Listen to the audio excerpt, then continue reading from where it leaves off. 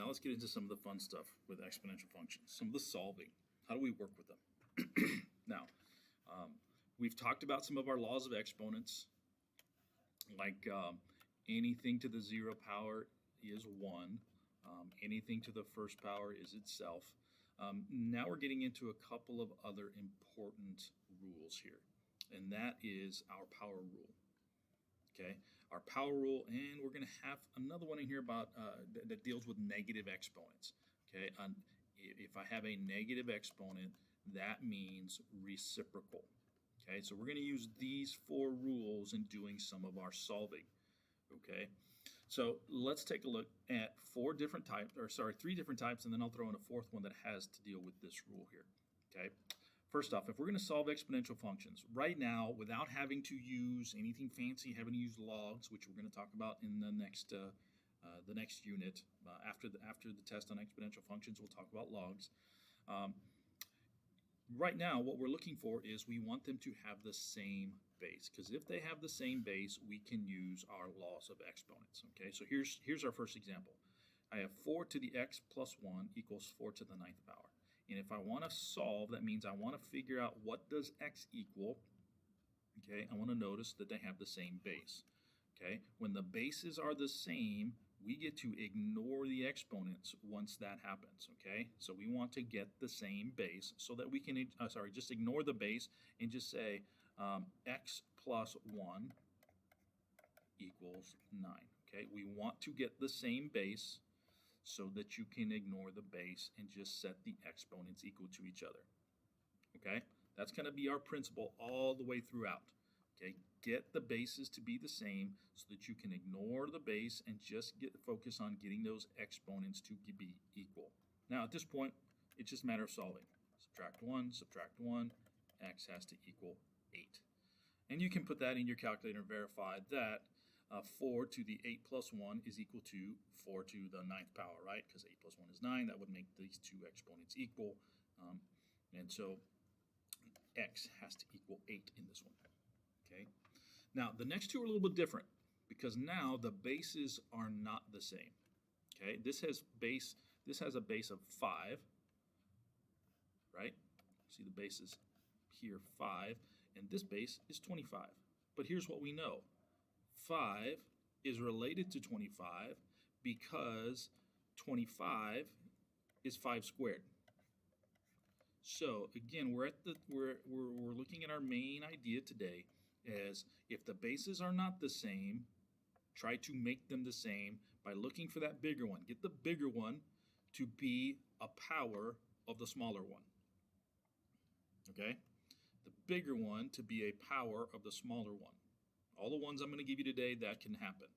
Okay, that's going to happen. When the bases are not the same, that means that bigger one needs to be some power of the smaller one. 25 is 5 squared. So that 25 I can turn into just 5 squared. Okay. Now what we're going to use is we're going to use our power rule that says anything, when you have a power raised to another power, you multiply the powers. Okay? A power times a power, all right? Something with an exponent raised to another power, you multiply the powers. So in this case, this 5 squared, which was 25, 25 is 5 squared, to the 3rd power, we get to multiply those powers. So it becomes 5 to the 6th power. And now the bases are the same, and when the bases are the same, we get to ignore the bases and set the exponents equal to each other. Done. X has to equal 6. No solving was necessary, but we had to do a little bit of work to get those bases to be the same. Okay, let's look at the next one. Okay, we're getting a little bit more complicated, but what we're looking at is that has a base 3, and this has a base of 27. Those are not the same. But we need to get 27 to be some power of 3. Okay, 3 to what power makes 27? You figure it out? Well, 3 times 3 is 9. So that means when I take 9 times 3, I get 27. That means 27 is 3 to the 3rd power. Okay, so 3 to the 3rd power, and then we have a 2x here. right? Because that exponent is still there. We're just changing that 27 into 3 to the third power. This one is going to stay 3 to the 3x minus 2. Okay? We're not quite to the point where we can set the exponents equal to each other because we have to use our power rule.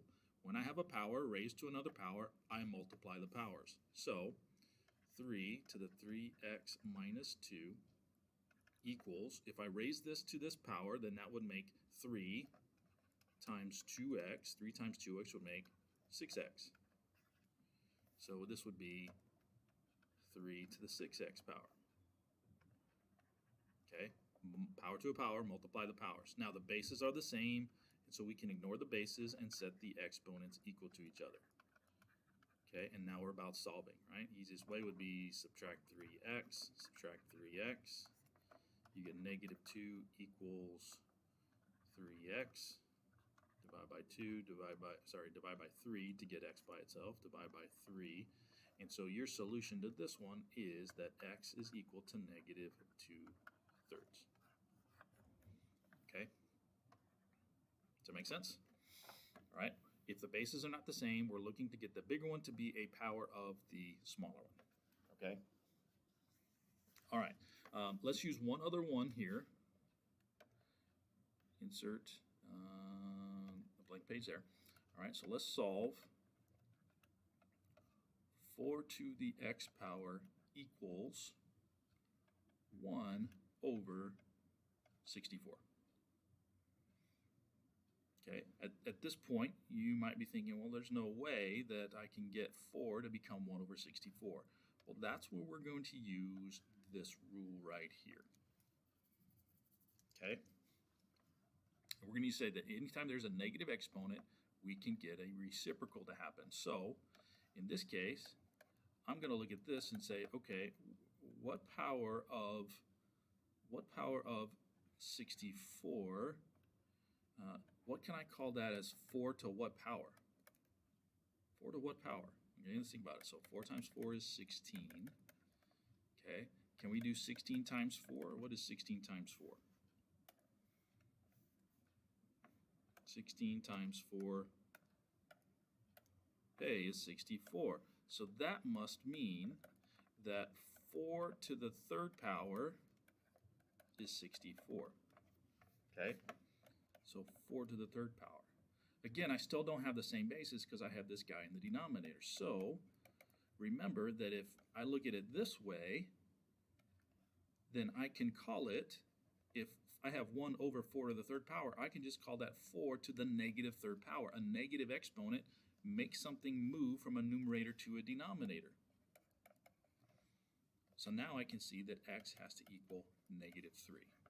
Okay, so be prepared to look at something like that. If you got a fraction on one side, know that you're going to eventually turn that into a negative exponent. Okay, all right. A couple of questions. We've got plenty of time, plenty of opportunity to ask questions on some of these because this solving stuff is pretty important for us to make sure we can do.